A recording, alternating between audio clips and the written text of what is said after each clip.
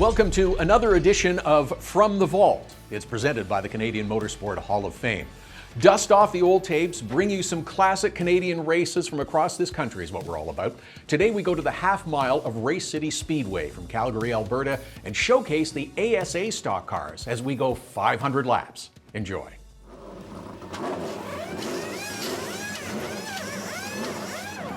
Whether they hail from Michigan or Medicine Hat, stock car people will always be good old boys with spiritual homesteads at Charlotte and Daytona. Though its image may be homespun, modern stock car racing is extremely sophisticated, a thinking man's game, where teamwork is critical to success. The boys in the pits may not be able to win a race, but they can surely lose it.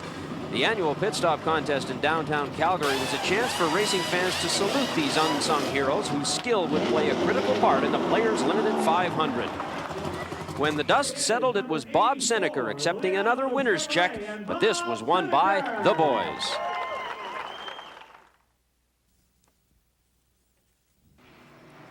It was the deciding moment in last year's race. After 498 laps, a duel between Mike Eddy and Bob Seneker. Coming out of turn 3, Seneker hits Eddy not once, but twice. Stock car people call it the bump. Eddy drifts out to the wall while Seneker cruises easily to the checkered flag and a $20,000 paycheck. The two drivers are back for a rematch. How do they remember the bump? Well, racing's racing. Contact happens. The two drivers know whether it was on purpose or an accident. When you race with Mike, you better be as mean as Mike or you ain't going to get by. There's a ringer entered in car number 33, one of the most popular stars of the NASCAR circuit, handsome Harry Gant. At 51, he's on his way to his best season ever, a proven master on both the super speedways and short tracks. The Bandit has never before raced in Calgary. We're going to be like about 35, 40 others trying to get what we get. Good afternoon, everyone. I'm Jerry Dobson. Joining me in the broadcast booth is a regular on the ASA stock car circuit and certainly no stranger to CTV viewers, Larry Newber. Thank you very much, Jerry. Well, there is Bob Seneker, the defending series champion and the winner here at Race City last year. With 66 victories to his credit over an 18-year career, he is ASA's winningest driver. And the final member of our broadcast team is pit lane reporter Dave Burns. Well, thanks, Jerry. It seems like deja vu all over again here at Race City Speedway. Rain yesterday, perfect green flag racing conditions here today. But watch out when the yellow flag flies, because as usual, all of the faster competitors have pitted on one end of the pits. They also, here at Race City Speedway, pit on both sides, which means when the action starts down here, it's going to be intense. Back up to you for the grid. Thanks, Dave. Well, starting from pole today will be the number 7 Chevrolet of Gary St. Amant. Johnny Benson Jr. starts on the outside front row. Last year's Rookie of the Year, he's still looking for his first victory. Scott Hansen has his Chevy in the number 3 spot. He won over $100,000 a year ago. A Canadian driver cracked the front ranks with Pete Harding of Surrey, BC in 4th spot, just a quarter of a second off the pole. Young Tony Raines breaks up the crowd of Chevrolets with his Oldsmobile inside row 3. The victim of the bump, Mike Eddy. He's a 5-time ASA champion with nearly 300 starts to his credit. He'll lead this thing before it's over. You can be sure of that. Jerry, as we look down the rest of the starting field, you notice Bob Seneker starting 11th, Harry Gant 14th, the local road racing hero Kevin Dollar back in 30th. And you know, we've talked about the boys, the bump, and the bandit, but there is one other factor. Today is the 7th day of the 7th month. It's the 7th race of the year, and if you're the least bit superstitious, you've got to be putting your money on this man, our pole setter, Gary St. Amant, in, you guessed it, car 7. Wow, 7's certainly wild, and there's Canadian Pete Harding, 4th on the grid. He's set for a big day. Here's Dave Burns. I'm down here on the grid beside Harry Gant's number 33 Skull Bandit. And Harry may have a couple of advantages today. In the rear end, the crew has installed something called a ratchet rear end. In the front, they have a setup that they hope is near zero scrub. What that means in both cases is that Harry should get very good tire wear. Now, not all the drivers use setups like this, but it could give Harry the advantage he needs today to get to the front. And there go the balloons. As you can see, a great day for a car race here in Calgary. The grandstands are packed. Opening ceremonies are over. We're clearing the grid. The 6th annual Players Limited 500 is about to roll. There's a lot of talent here today. 33 cars will take the green flag. The Players Limited 500 on CTV. We'll be back for the start. From the Vault is brought to you by M-Zone, premium auto care, proudly owned and made by Canadians. By Recap Recovery Drink. By WeatherTech. For the perfect fit and ultimate in-vehicle protection, nothing protects like WeatherTech. Order online at weathertech.ca. And by the Canadian Motorsport Hall of Fame. Visit our website for Hall merchandise. Welcome back to Race City Speedway in Calgary. Jerry Dobson here once again with Larry Newber. The field, as you can see, is coming around for the green flag. We will be racing momentarily. Gary St. Amand in the red car, the pole sitter. Right beside him, Johnny Benson in the white car. And we should have the green flag. Yes, and we are racing as they head into turn number 1. Johnny Benson in white, Gary St. Amand in red.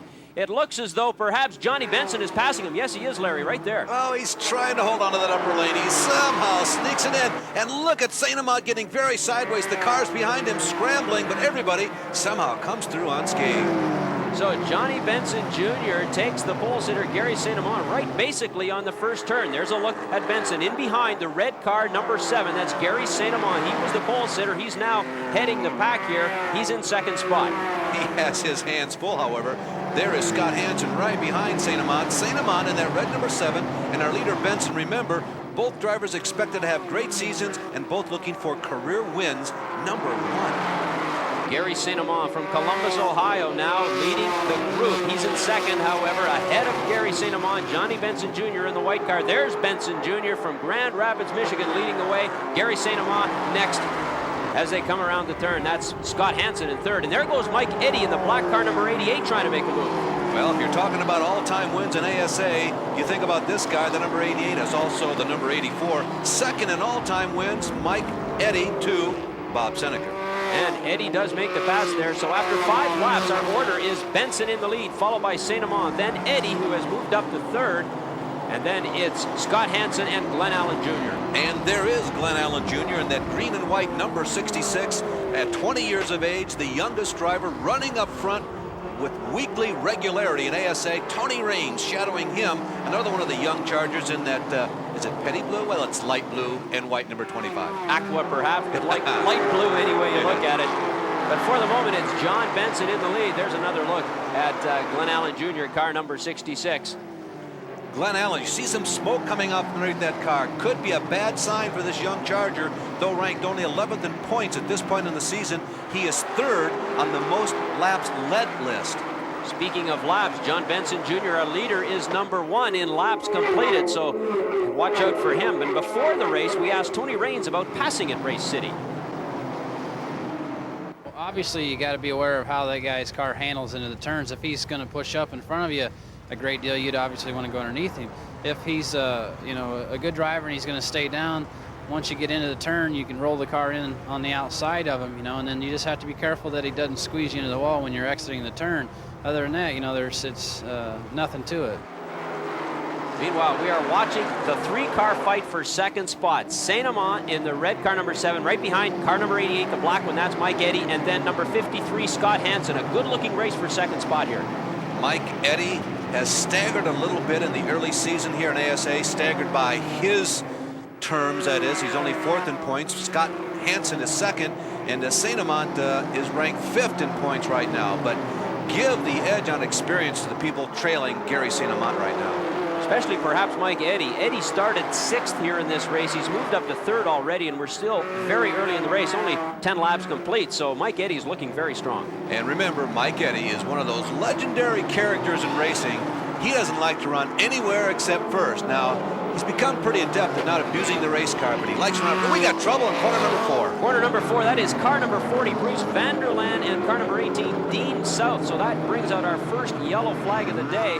Early in the race, lap 13, the yellow comes out, so a couple of cars in trouble. Not serious, though. They look as though they're back on the track. Bruce Vanderland is running again. No contact with any other cars or the wall on that incident, although both cars spinning almost completely around, sure to have abused their tires. Yeah, here comes Vanderland, the Michigan driver, coming in. Here's another one of those 3rd-generation drivers. Both his father and grandparents actually competed in the sport of motor racing. We didn't see South come in, but same thing for him. Probably tire abuse and no wall contact. Okay, so after 13 laps under the yellow, it's Johnny Benson leading the way. Gary St. Amant in second, followed by Mike Eddy, Scott Hansen, and Glenn Allen Jr. as the cars are all lined up. It's follow the leader right now as we are under the yellow. Jerry, these races, they become a very interesting blend of aggression, of very heady driving, but also you have to be patient. The drivers will tell you you can't show everything that you're holding in your hand, particularly in the first half of these races, but the level of competition is elevated so much that you still have to run very hard just to keep up. And evidence there, Bruce Vanderland. He'll have to run very hard now. He's back out on the track, but he is obviously following everybody else after that little spin out just moments ago. Well, Mike Eddy is leading this league in races won so far this year. He's won 3 times, but still, he does not lead the points. Scott Hansen has won once, and the visitor from NASCAR, Darrell Waltrip, has won one of these races in 1991. Okay, so we are now racing once again. This is lap 16. The leader, Johnny Benson, followed by Gary St. Amant. So that yellow has really closed things up and perhaps given the second and third place drivers a bit of an advantage now, or at least it's helped them out. Yeah, this, as we mentioned, will be a race of strategy, and certainly one of the key points will be when do you come in for tires. Of course, tires wear significantly in any motor race, and particularly with these reasonably heavy race cars on an oval, tire wear is a critical item. And when you come in and what you change when you come in is a very big part of this racing.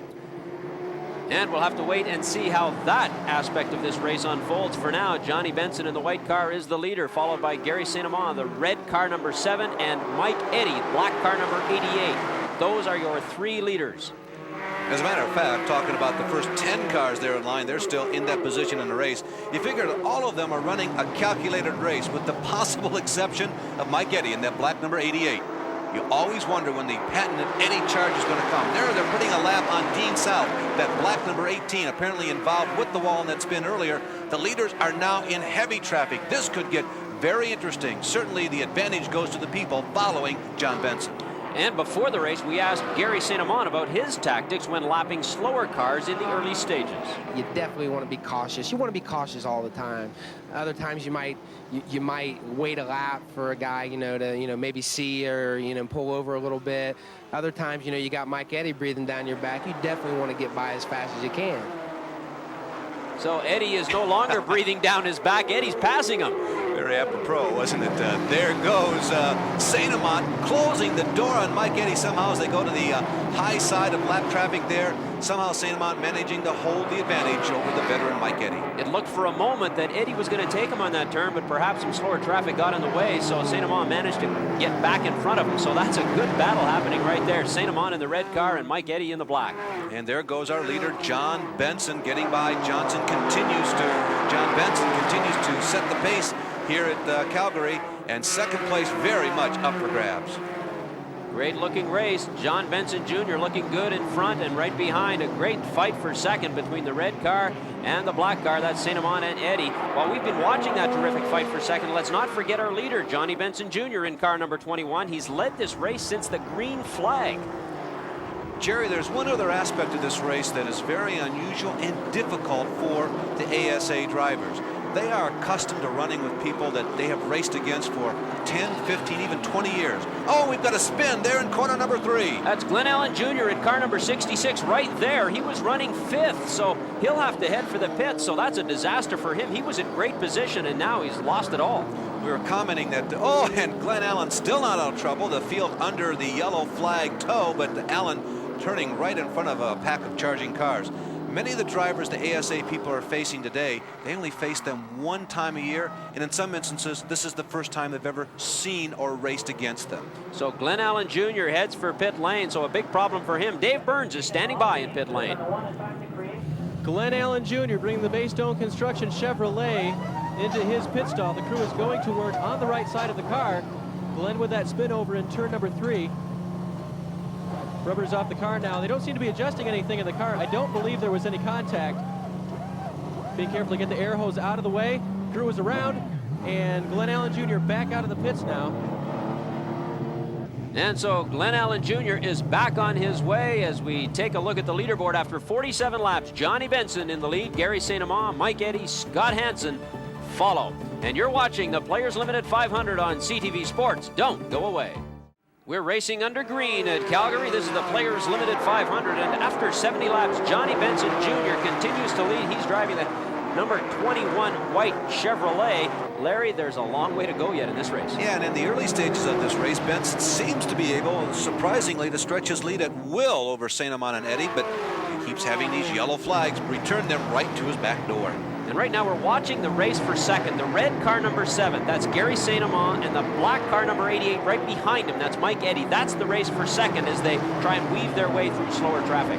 I'm a little surprised. Oh, some smoke now coming from underneath St. Amant's car. Could be a very bad sign. What a disappointing moment for this young Charger from Columbus, Ohio. He felt that he was in a very good position to win this race. That's not a very promising sign. So he's hanging on to his position for the moment, but Mike Eddy is really hard on him right now. And it looks, oh, there's some debris in the track there that St. Amant just barely got by. And there's Dean South. Remember, we saw that fender flapping a few laps earlier. I bet that's where it came from. He's moving slowly. He went into the wall at turn 2. Let's take another look at the incident. Perhaps this is a second one, Jerry. Yes, this is Dean South hitting the wall, the back of his car hitting the wall, and a piece of it ends up on the track, and that's what St. Amant barely got by. And so with 74 laps complete, we've got the yellow flag out once again. This time the leaders are in looking for fuel and tires, but Johnny Benson Jr., the leader, is staying out. Second place, Gary St. Amant, is coming in. He actually ran over that debris with his left wheels. Dave, what have you got? Here comes Gary St. Amant, the car very low on the left-hand side, and now the crew goes immediately to work on the left-hand side. It appears they have a problem under the hood. It looks like they also had a tire going down. And it does appear that that left-right front tire is flat. Gary St. Amant with both engine problems and tire problems. He was currently running second. Crew looking underneath now. Heavy smoke pouring from St. Amant's car. And now going inside. So the order after 79 laps, St. Amant is right out of the picture for now. Johnny Benson leads the way. Mike Eddy now in second. Scott Hansen running third. Some interesting strategic moves. Benson, Eddie Hansen, and Jay Sauter, the black number 1 far right-hand side of the screen, chose to stay out. I felt this was the time it was appropriate for all the leaders to come in, but those first 4 cars did not pit for fresh rubber. So there's Mike Eddy, car number 88, right hard in behind John Benson Jr., the leader. Benson Jr. in the white car, Eddy in the black car. It looks as though Eddy is poised to try and do something here. And that bright yellow car in 5th in line, that happens to be the highest ranking Canadian driver right now from Surrey. That's Pete Harding. So Pete Harding looking good, moving up to 5th, but look at Eddy dropping down inside John Benson. Is he going to do it here? It's like a script, Jerry. We told you about 10 minutes ago that Mike Eddy always looks for the lead early on in one of these ASA races, and despite wherever he qualifies, soon he's challenging for number 1. What a duel happening right here. Eddy and Benson Jr. side by side. Eddy has the inside lane, so that's got to be an advantage, and there he goes. Benson's best move right now when he gets caught on the outside early in the race like this is just to tuck in behind Eddy, because Eddy is a bulldog. He won't let go. All Benson is doing is abusing his tires. Plus, remember, he didn't change. They're old as he runs on the outside. So Mike Eddy doing a great job. Remember, he started in 6th place. He now has the lead. There he is in the black car number 88, John Benson Jr. right behind him. And if you're wondering what became of Gary St. Amant, who started from the pole and held 2nd place for most of this race, he's still in the pits. Here's Dave Burns with a report. Well, Jerry, it appears from down here in the pits, and now as we look at the car, we can see underneath the oil dripping. And last week, that is a problem that put Gary St. Amant out of the race. This week, once again, it appears that an oil leak is going to put Gary St. Amant behind the wall. The crew will go to work on it, but it doesn't look good for the number 7 car. What a shame for Gary St. Amant as we watch the leader, Mike Eddy. St. Amant was in such great position through most of this race. Yeah, he really was, Jerry. He's the only driver to have won more than 1 pole so far this year in the ASA season. Today's pole was his 2nd, and as we mentioned earlier, they thought today was their day. In any event, there is your leader, car number 88, the black car with the yellow trim. That's Mike Eddy. He's looking pretty good right now. But they're train wrecking behind him. There's a 4-way battle for 3rd place. Scott Hansen, Jay Sauter, Pete Harding, and the Zero Hero, Tom Jones, in that white number 0. So a good battle happening in behind. Look at them going around the corner there. 53, of course, that is Hansen. He's looking pretty strong right now. Hansen has been fairly consistent throughout this race. Hansen's been consistent all season long in ASA, currently ranked 2nd in points, just 10 behind the leader, John Benson Jr., who is also leading this race. And there he was leading this race, and Mike Eddy is finally by. Mike Eddy leading the way, car number 88, the black car, and there's a problem for Benson. He just simply, what happened there, Larry?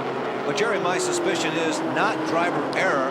I would suggest tires. Remember earlier we said I felt that Benson was abusing his tires, trying to run on the high side of Mike Eddy with an old set of rubber on. You see that Benson appears to be right back up to speed. As long as he stays in the groove, he doesn't appear to have a problem.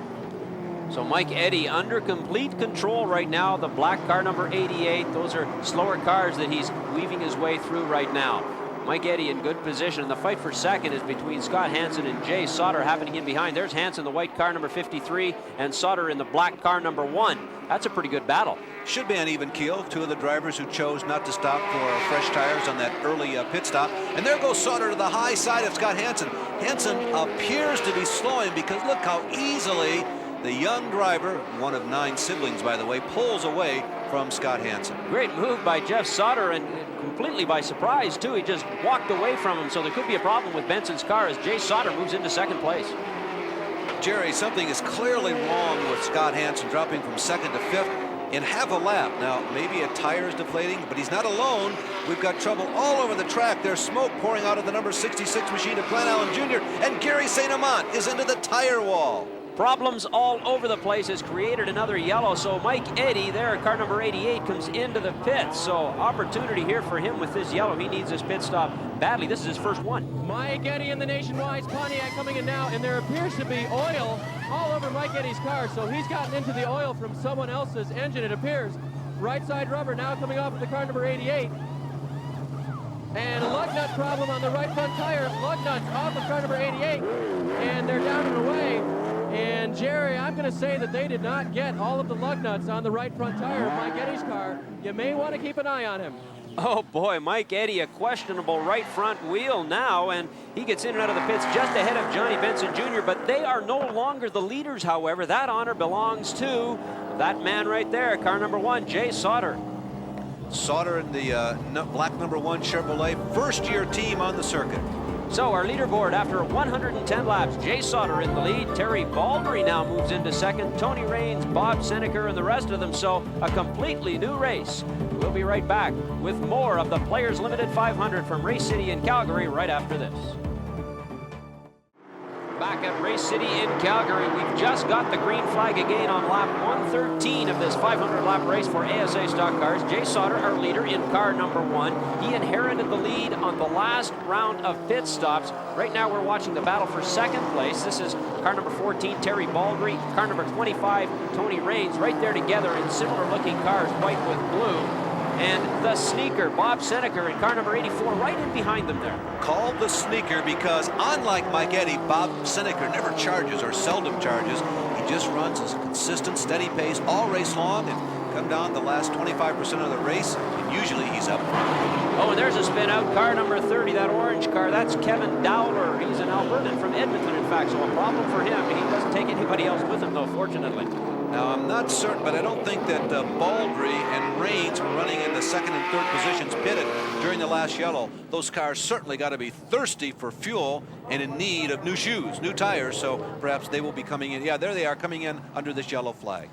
So, a yellow flag creates an opportunity for the two leaders as they come into the pits now. Let's check in once again with Dave Burns. Tony Raines now into the pits in the ETR Oldsmobile. The crew are going to work on the left-hand side of the car. Fuel has been put in the car, and now Tony is just waiting for them to drop the jack. They've done so. Tony Raines now quickly out of the pits in car number 25, as well as the 14 car of Terry Baldry. As Tony gets back on the track, did you ever wonder about what's involved in putting a stock car team together? Well, to find the answer, we had a chat with Tony Raines' first-year team owner, Ernie Roselli. We came here with approximately 30 tires, 25 rims, 3 complete engines, 1 in the car, 2 spares. That's a serious financial stake in rolling stock and spare parts. I'd say tractor and trailer and everything inside at around $300,000.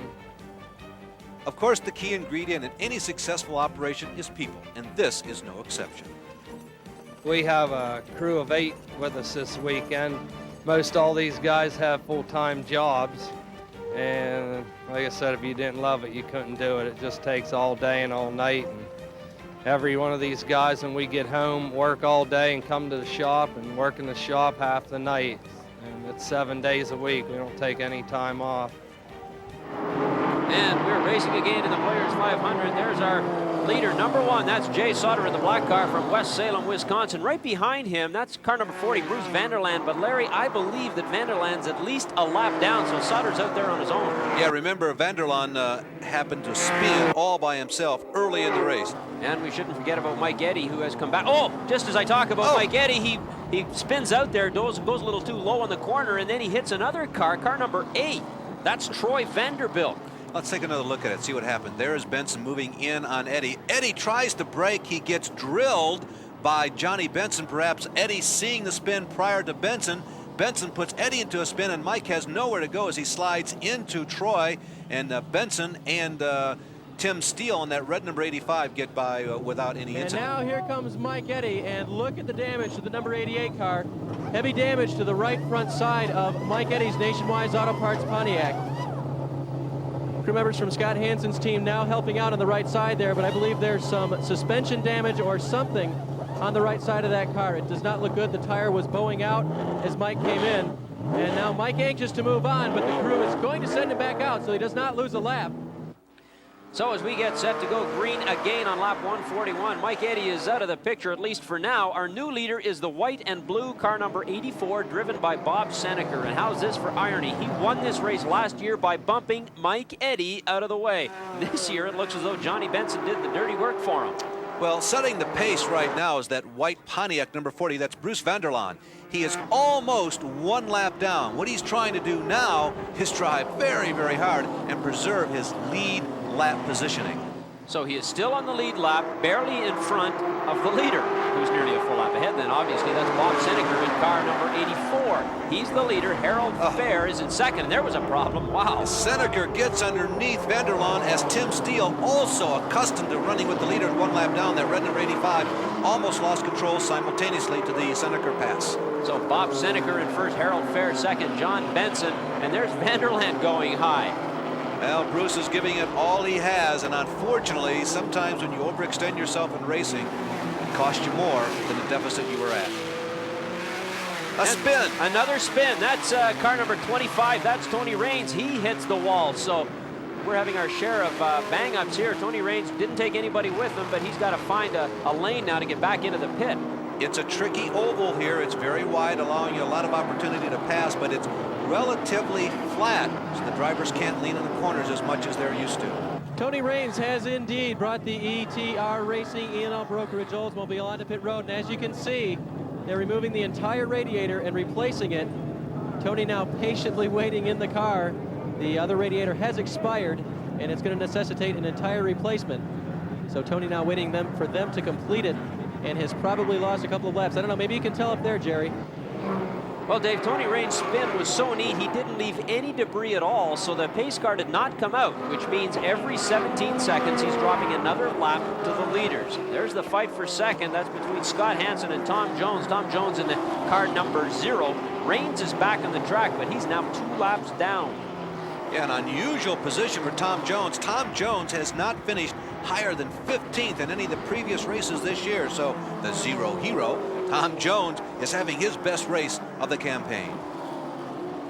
Leader once again is car number 84, Bob Seneker, as we watch that dice there between car number 53, Scott Hansen, and car number 0, Jones. And there is Tony Raines finally back out after that agonizing pit stop without a hood.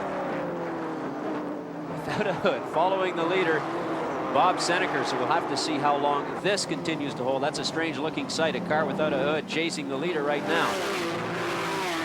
There's another spin. Oh, we got a crash. There's Dennis Lamon involved, Marsh Marmolak, and Gary St. Amand, and car number 7 slides into the fray. There's a 4th car, at least one more involved. Can't see who it is. Right now he's blocked me. Oh, it's Johnny Benson Jr., who is in a great position to possibly win this race. Well, not any longer. What a mess that is. Hopefully nobody's injured on this, but a real crash up involving 4 or possibly 5 cars. So you can see Marmolak losing control down on the bottom of the racetrack. He drives right into the gentle giant Dennis Lampman from Illinois. Man, very tall and large in stature. They crash into the outer wall. Gary St. Amand is roaring up. He has nowhere to go. He gets underneath Marmolak. As he slides into this, there's now a fourth car involved. That is Pete Harding in the yellow number 39, and also Johnny Benson Jr. is the last bump that you see there on the replay. Fortunately, the rest of the field was able to stay low on the turn and get by this mess. There's Gary St. Amant. He's not hurt. It looks as though all the drivers are okay. He's checking out some of his mates here, but what a mess. Perhaps as many as 4 or 5 cars could be eliminated here, so it'll take a while to untangle this. And the leaders, well, I guess most of them are headed for the pits right now, including Bob Seneker. Let's go to Dave Burns. Bob Seneker, your leader, into the pits now, squealing to a stop, laying down some rubber in car number 84. The Lane Automotive Chevrolet, they're now going to work on the right side. And of course, the side taking the most abuse on those Goodyear Racing Eagles. Fuel going into the back of the car now. The crew is backed away. Bob Seneker is down and away. And Seneker, a fantastic pit stop for Bob Seneker. So things changing fast and furious here, but Bob Seneker, a great pit stop, so he's still in contention here. Yeah, that accident there, you see Pete Harding's yellow number 39 Chevy Lumina being lifted up. He was the best hope for Canadian victory here today. He's wiped out in this accident. So a lot of changes here as we look at the standings after 195 laps. The new leader, car number 45, that's Dave Jackson. Mike Eddy is still there. Bob Seneker is 5th. We'll be back in a moment. Back at Race City Speedway in Calgary, the Players 500. We are just about ready to pick it up at lap 212. There's the new leader, car number 45. That's Dave Jackson, who's now in front, as yes, we do have the green flag, so we are racing once again. Dave Jackson in the lead, followed by Mike Eddy in a banged up black car number 88. A lot of confusion a few laps ago, but it wasn't confusing at all to Dave Jackson. Here's a man who finishes most of these races. Everybody else is going to be wondering, what's he have left? So Dave Jackson in control, and there's a very slow-looking car. That is Dave Stom, very slow moving along there, and that has brought out the yellow flag. So once again, we just get started now. Look at this one, Jerry. Apparently, Eddie is still making repairs, trying to stay on the lead lap, and here comes Dave Jackson, dropping out of the lead for a pit stop. And here comes your leader, Dave Jackson, now having to relinquish that lead in the Red Bank Trout Dairy Likens Oil Chevrolet.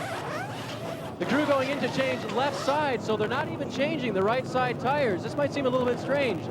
Dave Jackson in car 45 choosing to go for the inside tires, the left side. And the crew now, the car's still up on the jacks. Fuel is in the car. A little bit of trouble on the left rear. And the lug nut's not quite going on for them. Now they've got the lug nuts on. Dave Jackson is down and away.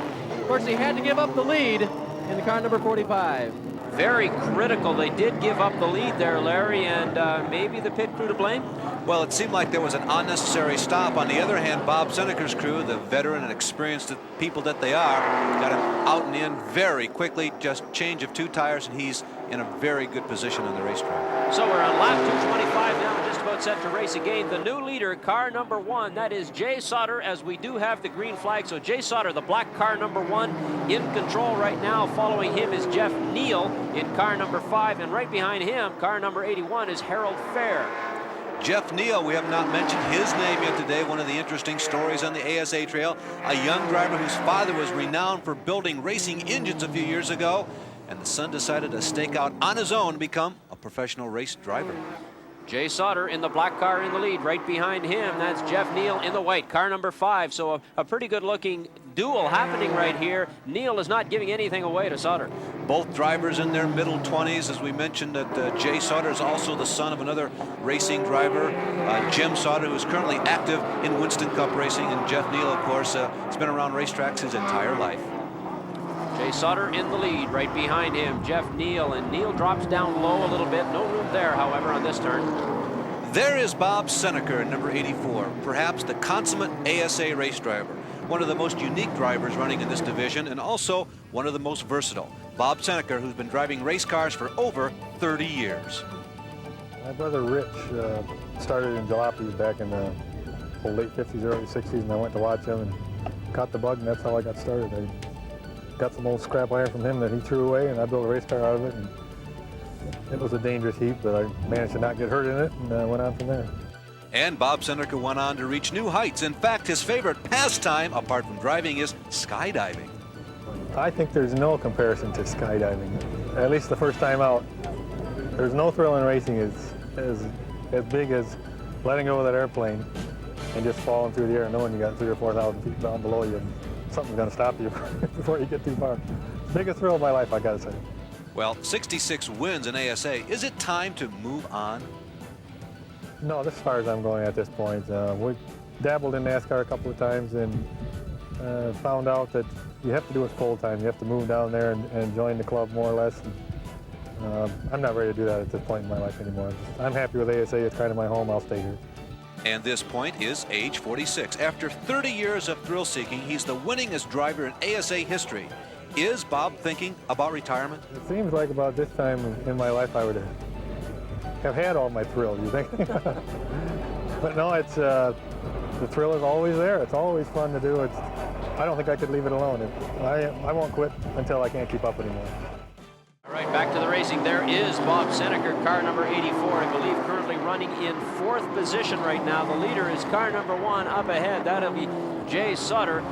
As we watch Seneker go round and round, passing slower cars along the way.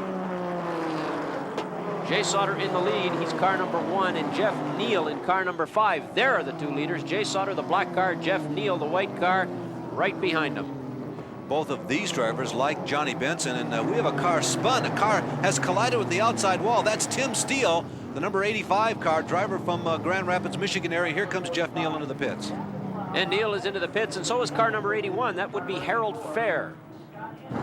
Harold Fair now into the pits in car number 81, the Mac Tools, Hunter Heiskin Chevrolet Lumina. Harold now receiving left side tires, the crew going to the left side. Meanwhile, second place right across from him, the 5 car of Jeff Neal.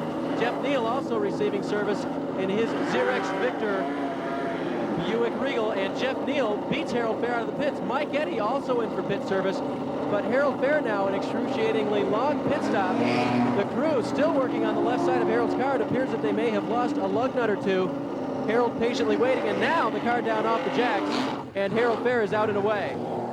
So a fairly slow pit stop for Harold Fair. He finally gets back out. This is lap 264, the leader. There he is. That's car number 1, the black car, Jay Sutter. Right behind him is Bob Seneker. We talked with Bob moments ago. He is in the number 2 spot right now. And then it's 53, Scott Hansen, Kent Stouffer, and Terry Baldry. And the state of Wisconsin down in the United States is well represented. They're in the top 5 here at this late juncture in the race. First position, Sauter, Wisconsin, Hansen from Green Bay, Wisconsin, and Terry Baldry, another Wisconsin Badger. So a look at the leader right now, Jay Sutter being chased by Bob Seneker. Seneker is right on him now, car number 84. That is Seneker right behind Jay Sutter. So this is a battle we haven't yet seen. We may see it now. Not only have we not seen it today, but all of this season. Sauter, a young man up front looking for win number 1, figures to be more aggressive than second-running Seneker and third-running Hansen. Both of them are shooting for the points championship. They want to finish the race first and win it second. Okay, so quite a setup here now. Sutter in the lead. Seneker seems to have the inside line on a lot of the turns, and he's right behind him, so I don't know if he's setting him up for a move here or not. Seneker's trying to go low. He feels as though his car is hooked a little tighter than Jay Sauter's. That is, it turns into the corners better, and that move right there is evidence of it. He waited for an opening, moved under Jay, watched for Hansen to try and follow Seneker through. Scott Hansen in car number 53, right behind Bob Seneker. You see the two of them there, and they seem to have the line, both of them. At least Seneker has the line on Jay Sutter, and Seneker gets by. He's your new leader. Oh, Scott Hansen with an uncharacteristic mistake. One, he dropped the left side tires onto the dirt in the last lap, and then he hung himself up behind lap traffic. Slow traffic getting in the way, so Scott Hansen can't get by. He remains in third. You move up one car, that's Jeff Sutter, the black car, Jay Sutter in second place. The leader is Bob Seneker, right there, car number 84, moving through slower traffic. It's now the job of Scott Hansen on his own. He does not have a blocker in front of him, Bob Seneker, to help him get around Sutter. He looks to the inside also.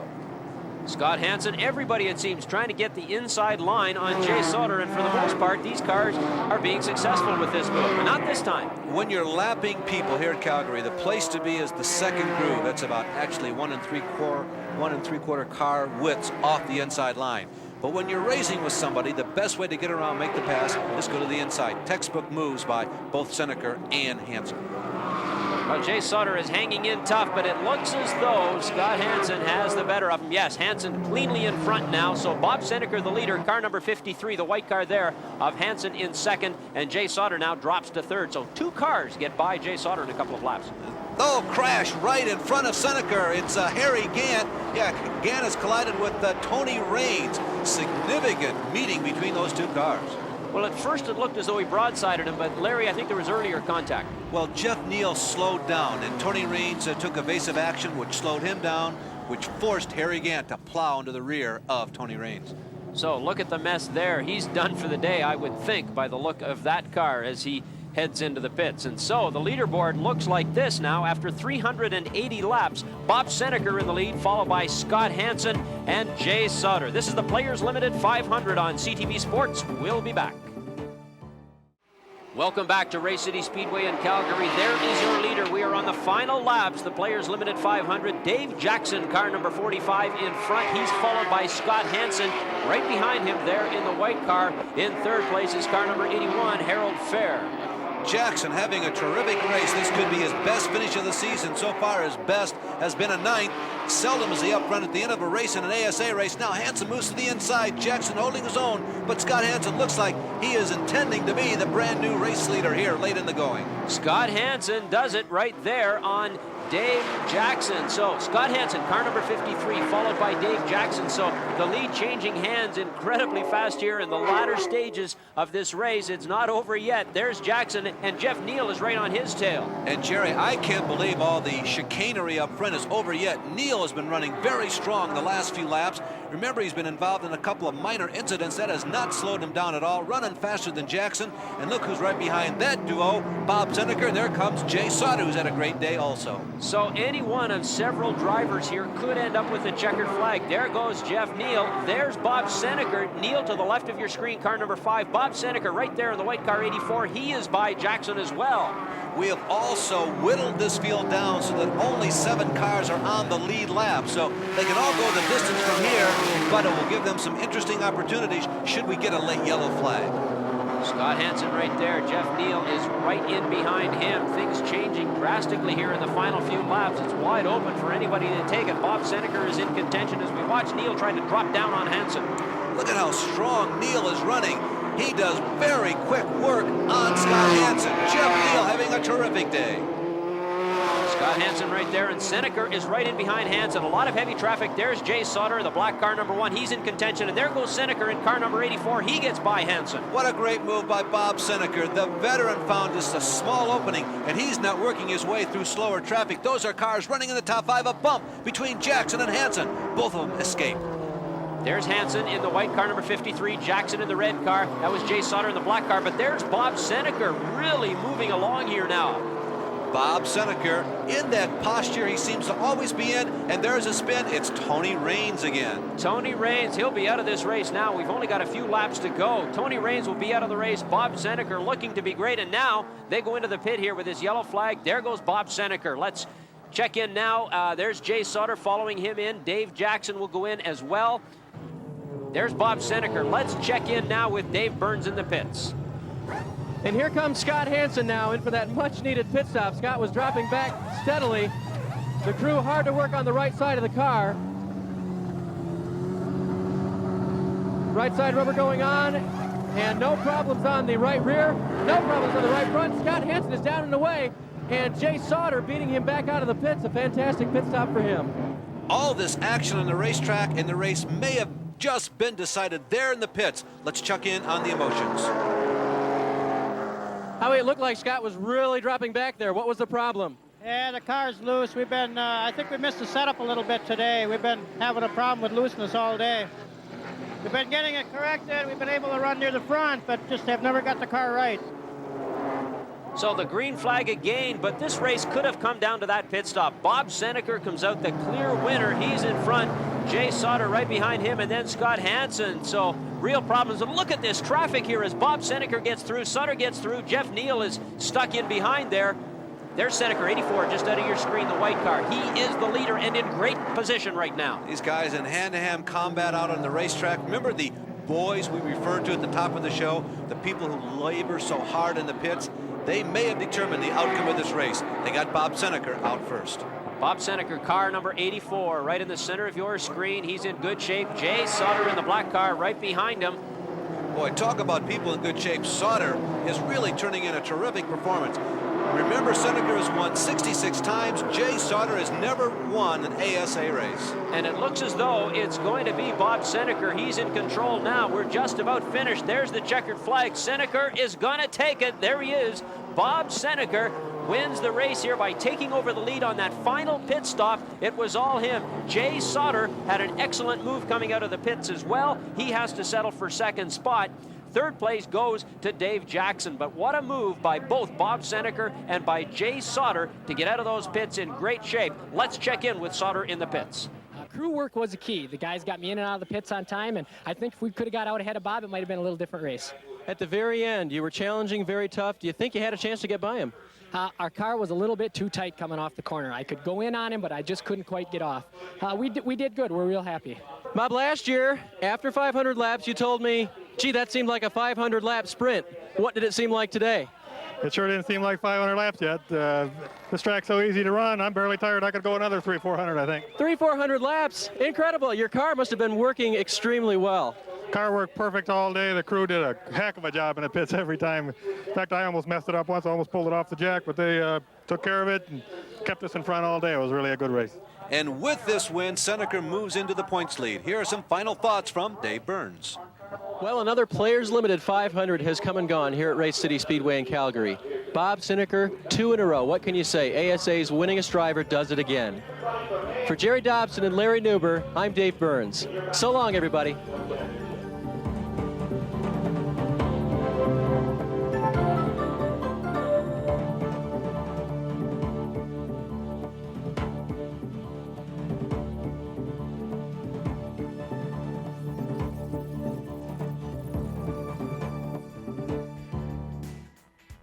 Race City, the multi-course facility, opened in 1985 and stayed open until 2009. It was the place to race in Alberta. Good to see 2020 inductee Kevin Dowler take on the American Invaders. Please check out the Canadian Motorsport Hall of Fame at cmhf.ca and get involved in motorsports at your local track. I'm Todd Lewis. Thanks for watching From the Vault. From the Vault is brought to you by M-Zone, premium auto care, proudly owned and made by Canadians. By Recap Recovery Drink. By WeatherTech. For the perfect fit and ultimate in-vehicle protection, nothing protects like WeatherTech. Order online at weathertech.ca. And by the Canadian Motorsport Hall of Fame. Visit our website for Hall merchandise.